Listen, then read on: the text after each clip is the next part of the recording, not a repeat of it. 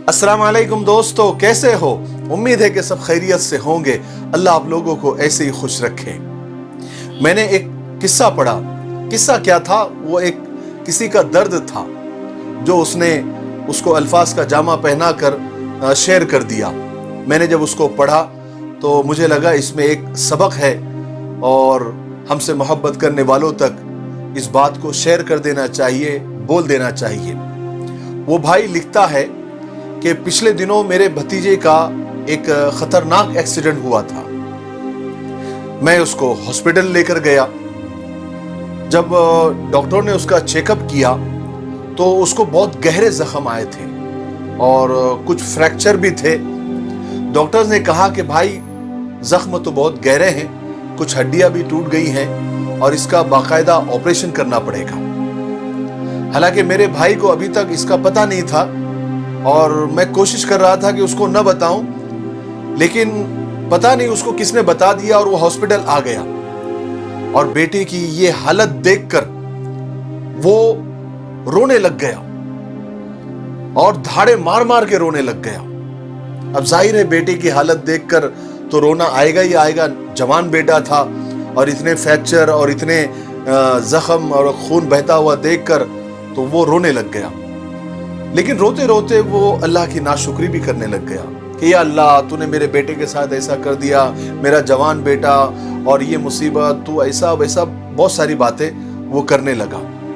मैं अपने भाई को तसल्ली देने लगा और उसको साइड में लेकर गया और उसको समझाने लगा कि भाई ऐसा नहीं बोलते, सब्र करे, अल्लाह सब कुछ ठीक कर देगा।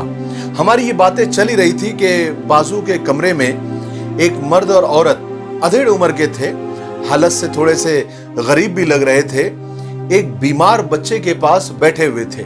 शायद उनका बेटा था और उस बच्चे को खून की बोतल और सलाइन वगैरह चढ़ी हुई थी। मेरे भाई को रोता हुआ देखकर वो हमारे पास आया और हमसे पूछा कि भाई सब खैरियत तो है, ये आपके भाई इतना क्यों रो रहे हैं? मैंने उस आदमी को रोने की वजह बताई और अपने भतीजे को भी ले जाकर बताया।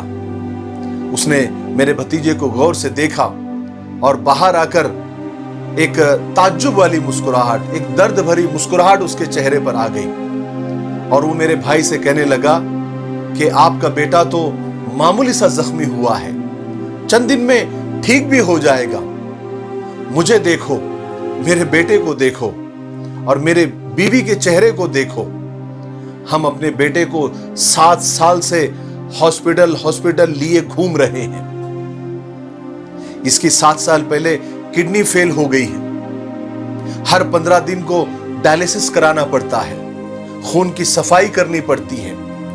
14 दिन मजदूरी करता हूं, पैसे कमाता हूं और 15वें दिन अपने बेटे पर खर्च कर देता हूं। डायलिसिस होने के बाद, खून साफ होने के बाद मेरा बेटा कुछ दिन के लिए मुस्कुराता है तो हम दोनों मियां बीवी, उसके माँ बाप, हम भी थोड़ी देर के लिए जी उठते हैं। फिर जैसे जैसे दिन गुजरते हैं वो फिर चारपाई से लग जाता है। मौत की जर्दी उसके मुंह पर छाने लगती है। फिर हम जैसे तैसे डायलिसिस का बंदोबस्त करते हैं। डॉक्टर्स भी बार बार हमसे कहते हैं कि आपका बेटा शायद ही जिंदा रहेगा। लेकिन मैं क्या करूं, बाप हूं ना, मैं उसे मरता हुआ तो नहीं देख सकता। मैं तो खुद कई दफा मरता हूं, फिर अपने बेटे के लिए जी उठता हूं। इतना कहते हुए उस मजदूर आदमी के आंखों में आंसू जारी हो गए और वो अपने रूम की तरफ चला गया। उस मजदूर बाप का दर्द सुनकर मेरे भाई ने आंसू पोंछ लिए, मेरी तरफ देखा और फिर आसमान की तरफ देखा और अल्लाह का शुक्र अदा किया कि अल्लाह ने हमको उस मजदूर से कम मुसीबत दी है और खुदा का शुक्र अदा करने लगे। मेरे भाइयों, हमेशा ऐसा क्यों लगता है हमको कि हम ही सबसे ज्यादा परेशान हैं?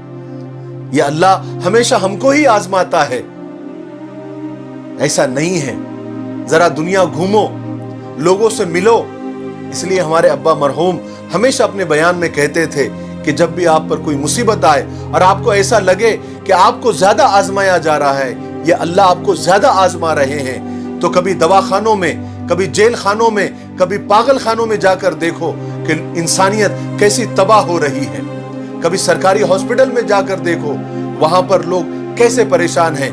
कोई अपनी टांग को लेकर 6 महीने से परेशान है, कोई अपने हाथ को लेकर साल भर से परेशान है, कोई अपने हार्ट को, कोई अपने ब्रेन को, कोई अपनी किडनी को, कोई अपने जिगर को, कोई अपने फेफड़ों को लेकर सालों से परेशान है।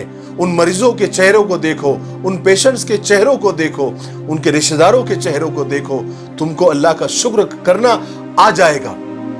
मेरे भाइयों, हमेशा और हर हाल में अल्लाह का शुक्र अदा करना सीखो। मुसीबतें अल्लाह ताला देते हैं, ये दुनिया कैद खाना है, यहां पर आजमाया जाएगा। सुकून की जगह तो आखिरत है, सुकून की जगह तो जन्नत है। अल्लाह से आखिरत की कामयाबी मांगो, अल्लाह से आखिरत का सुकून मांगो। मुझे उम्मीद है कि आपको इस किस्से से कुछ सीखने को मिला होगा। मेरे लिए दुआ करते रहे। अस्सलाम वालेकुम।